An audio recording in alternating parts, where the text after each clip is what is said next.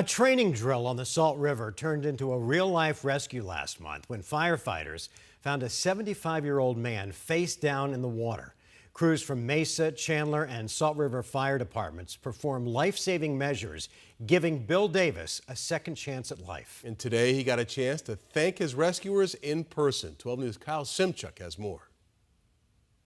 July 8th began as a relaxing float down the Salt River for Bill Davis and his wife. Main thing was Yeah. seeing all the wild horses. Yeah.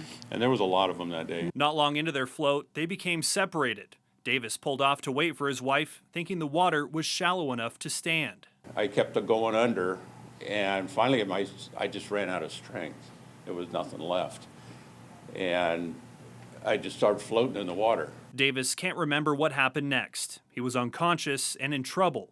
Unbelievably, his body drifted into a group of firefighters training in the river. Mr. Davis ran into my back, and we both just grabbed him and pulled him out, and we knew it was time to get to work. That's when their training turned into a real-life emergency.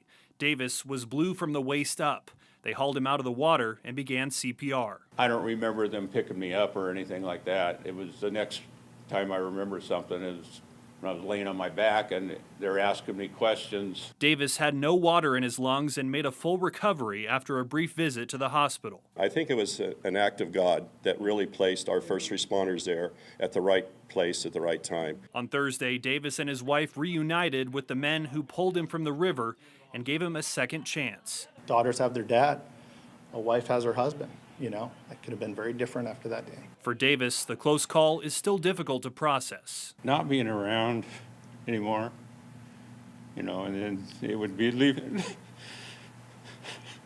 Leaving me behind. A father of 3 and a grandfather of 7, Davis says he'll never forget what these fire crews did for him. Makes us feel like, you know, what we're doing is for the good. So, you know, it's good to see this, to have these moments. I wish we had them more often. And Davis told me he has no plans to float the Salt River ever again.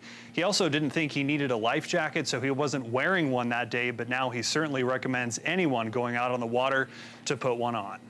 Kyle Simchuk, 12 News.